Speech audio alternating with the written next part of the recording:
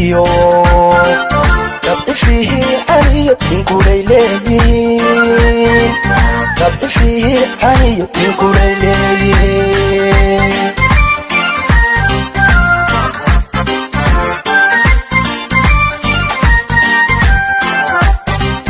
dadka Soomaaliyeed halkan lagu daydiyo dabcifihi aniyatinkulayleeyiin dabcifihi aniyatinkulayleeyiin